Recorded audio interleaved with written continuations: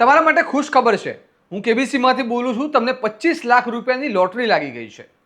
કોઈ તમને આવો ફોન કરે તો એક સેકન્ડ માટે તમે પણ વિચારમાં પડી જાઓ।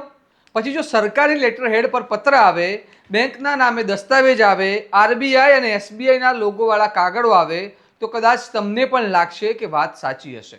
પરંતુ સાવધાન, આજકાલના સાયબર ઠગો લોકોને ફસાવવા માટે એટલી ચાલાકીથી જાળ બિછાવે છે કે ભણેલા ગણેલા લોકો પણ તેમની વાતોમાં આવી જાય છે।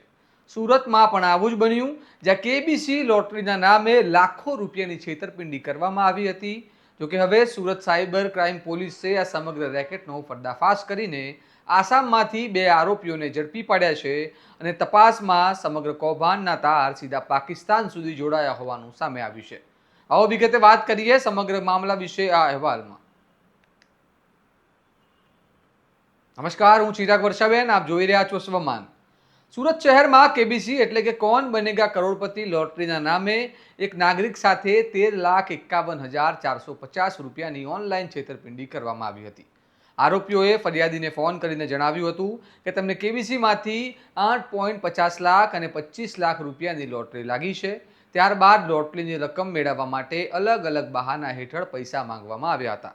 ક્યારેક રજિસ્ટ્રેશન ફી તો ક્યારેક GST, RBI clearance, insurance, NOC અને અન્ય વિવિધ ચાર્જના નામે ફરિયાદી પાસેથી પૈસા ટ્રાન્સફર કરાવવામાં આવ્યા હતા। વિશ્વાસ જીતવા માટે ઠગોએ પોતાને આરબીઆઈ અને એસબીઆઈના અધિકારીઓ તરીકે ઓળખાવ્યા હતા અને નકલી લેટરહેડ તેમજ દસ્તાવેજો પણ મોકલ્યા હતા। એક દસ્તાવેજ પર રિઝર્વ બેંક ઓફ ઇન્ડિયાનો લોગો હતો તો બીજા પર સ્ટેટ બેંક ઓફ ઇન્ડિયા અને મિનિસ્ટ્રી ઓફ પાવરના લોગોનો ઉપયોગ કરવામાં આવ્યો હતો। આ તમામ દસ્તાવેજો જોઈને ફરિયાદીને વિશ્વાસ આવી ગયો હતો અને અંતે લાખો રૂપિયાની છેતરપિંડીનો તે ભોગ બન્યો હતો।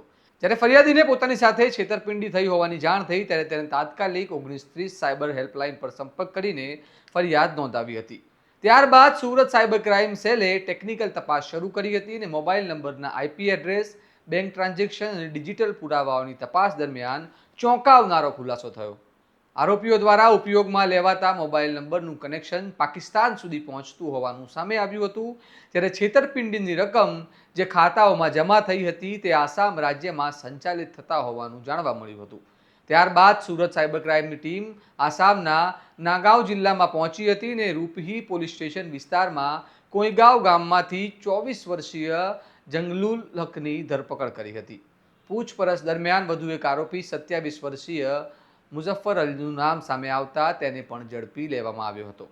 તપાસમાં બહાર આવ્યું કે જંગલુલ હક પોતાના એસબીઆઈ બેંક એકાઉન્ટનો ઉપયોગ સાયબર ઠગાઈની રકમ મેળવવા માટે કરતો હતો અને તેના બદલામાં અંદાજે 1% કમિશન લેતો હતો, જ્યારે મુઝફ્ફર અલી પોતાના બેંક એકાઉન્ટના ઉપયોગ બદલ 2% કમિશન મેળવતો હતો।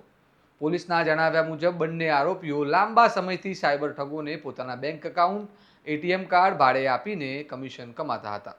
તપાસ દરમિયાન એ પણ સામે આવ્યું કે પાકિસ્તાનમાં બેઠેલા માસ્ટરમાઇન્ડ અને આસામમાં કાર્યરત બેંક એકાઉન્ટ સપ્લાયરો વચ્ચે સીધું કનેક્શન હતું, એટલે કે ભારતમાં લોકોને ફસાવીને મેળવવામાં આવેલા પૈસા વિવિધ ખાતાઓ મારફતે આગળ ટ્રાન્સફર કરવામાં આવતા હતા।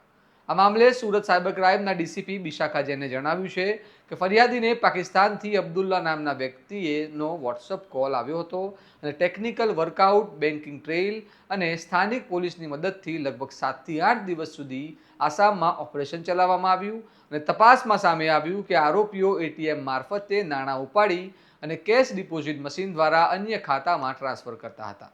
હાલ સમગ્ર આંતરરાષ્ટ્રીય નેટવર્ક સુધી પહોંચવા માટે વધુ તપાસ કરવામાં આવી રહી છે અને આ રેકેટમાં સામેલ અન્ય લોકોની પણ શોધખોળ ચાલી રહી છે। સમગ્ર ઘટના ફરી એકવાર ચેતવણી આપે છે કે લોટરી ઇનામ કે કરોડો રૂપિયા જીત્યાના નામે આવતા ફોન, મેસેજ અથવા લિંક્સ પર ક્યારેય વિશ્વાસ કરવો જોઈએ નહીં અને કેબીસી હોય કે અન્ય કોઈ યોજના, કોઈ પણ સંસ્થા પૈસા આપવા માટે પહેલાં તમારી પાસેથી પૈસા માંગતી નથી। જો તમારી સાથે આવી કોઈ ઘટના બને તો તરત જ 1930 સાયબર હેલ્પલાઇન અથવા નજીકના સાયબર પોલીસ સ્ટેશનનો સંપર્ક કરવો જોઈએ।